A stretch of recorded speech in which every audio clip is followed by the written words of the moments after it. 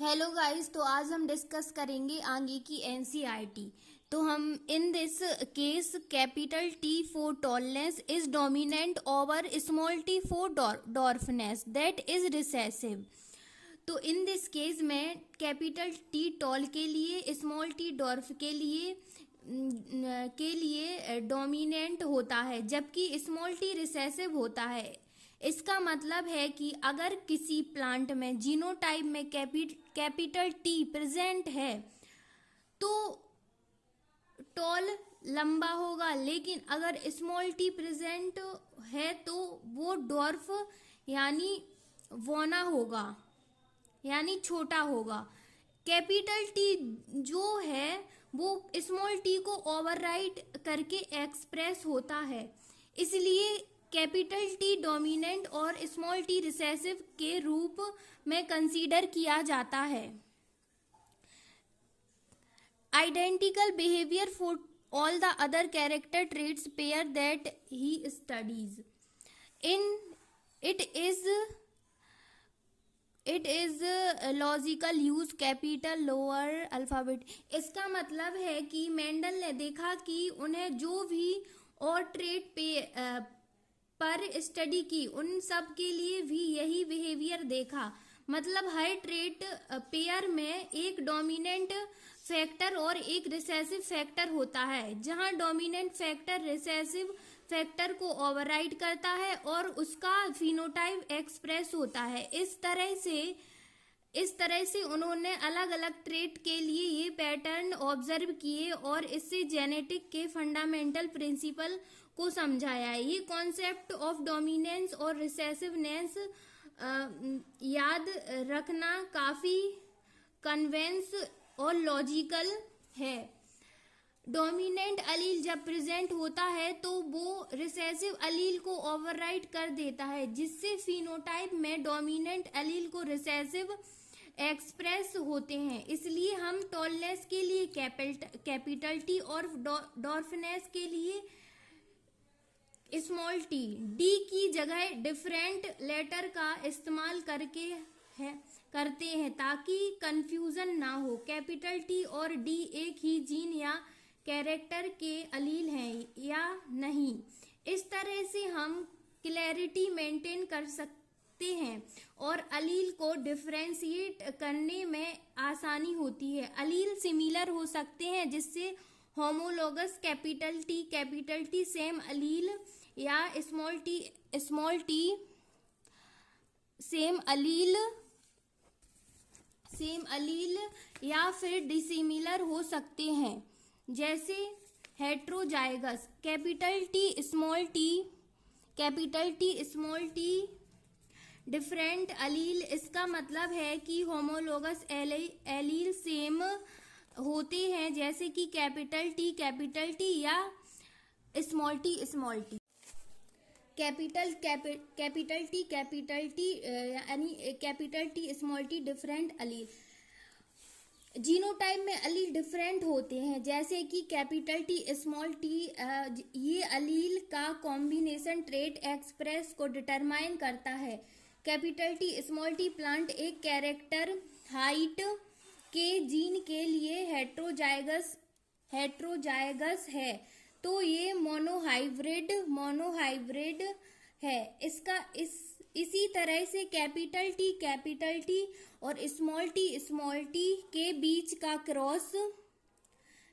Cross भी monohybrid cross होता है, क्योंकि जहां सिर्फ एक कैरेक्टर हाइट के अलील का कॉम्बिनेशन स्टडी किया जाता है, मोनोहाइब्रिड क्रॉस में हम एक ही कैरेक्टर के इनहेरिटेंस पैटर्न को एनालाइज करते हैं। जैसे हाइट के केस में कैपिटल टी और स्मॉल टी एलील्स के कॉम्बिनेशन का इफेक्ट। जब टॉल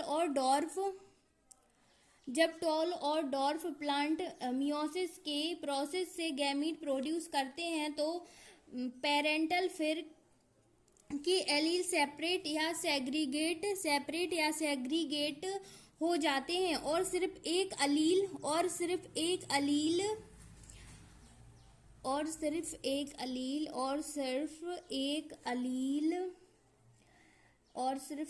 अलील स्मॉल और डॉर्फ मियोसिस की प्रोसेस से गैमीट प्रोड्यूस करते हैं, तो पेरेंटल फिर के अलील सेपरेट या सेग्रीगेट हो जाते हैं और सिर्फ एक अलील एक गैमीट में ट्रांसमिट होता है। इस प्रोसेस को मेंडल ने डिस्क्राइब किया और इसे हम देखते हैं कि F2 जनरेशन में रिसेसिव पेरेंट ट्रेट्स बिना किसी ब्लेंडिंग के एक्सप्रेस होते हैं। अलील का सेग्रीगेशन एक रैंडम प्रोसेस है, इसलिए हर एक गैमीट में किसी भी अलील का होने का 50% चांस होता है। ये फैक्ट क्रॉसिंग के रिजल्ट से वेरीफाई होता है। यहाँ हम देखते हैं कि अलील रैंडमली डिस्ट्रीब्यूट होता है गैमीट में, जो 50% चांस को रिफ्लेक्ट करता है। इस रैंडम डिस्ट्रीब्यूशन की वजह से ऑफ स्प्रिंग में डिफरेंट कॉम्बिनेशन ऑफ अलील आते हैं। कैपिटल टी प्लांट के गैमीट में अलील कैपिटल टी होता है। डॉर्फ स्मॉल टी प्लांट के गैमीट में अलील स्मॉल टी होता है। ये अलील गैमीट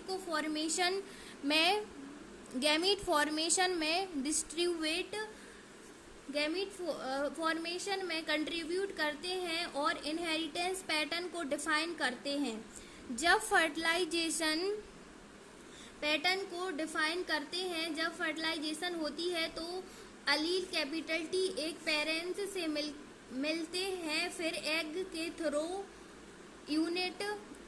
थ्रू एक पेरेंट से मिलते हैं, फिर एक एग के थ्रू यूनिट होते हैं और जाइगोट प्रोड्यूस होता है, जो एक कैपिटल टी अलील और एक स्मॉल टी अलील रखता है। इस प्रोसेस कैपिटल टी अलील और एक स्मॉल टी अलील रखता है। इस प्रोसेस में पेरेंटल अलील कॉम्बिनेशन होता है और जाइगोट में पेरेंटल अलील कॉम्बिनेशन होता है और जाइगोट में पेरेंटल अलील कैपिटल टी अलील और एक स्मॉल टी अलील प्रेजेंट होता है। ये हाइब्रिड में capital T small T allele present होते हैं, जो कॉन्ट्रास्टिंग ट्रेट एक्सप्रेस करता है तो प्लांट हेट्रोजाइगस होते हैं। तो प्लांट कॉन्ट्रास्टिंग ट्रेट एक्सप्रेस करता है तो प्लांट हेट्रोजाइगस होते हैं। इसका मतलब है कि दोनों अलील डिफरेंट होते हैं। जैसे जहाँ कैपिटल टी और स्मॉल टी जो अलग अलग ट्रेट को एक्सप्रेस करते हैं। इस प्लांट के कैरेक्टरिस्टिक में वेरिएशन आते हैं। The produce gamete of different Punnett square एक डायग्राम है जो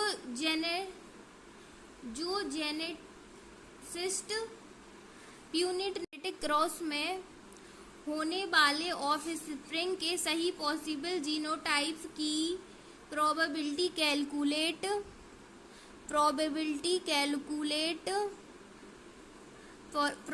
कैलकुलेट के लिए यूज होता है। की फॉर्मेशन F1 और F2 प्लांट का प्रोडक्शन समझाने में मदद करता है। पॉसिबल गैमीट यूजली तो रो और लेफ्ट कॉलम में लिखे जाते हैं, फिर सारे पॉसिबल कॉम्बिनेशन को बॉक्स में नीचे प्यूनेट स्क्वायर में रिप्रेजेंट किया जाता है, जो एक स्क्वायर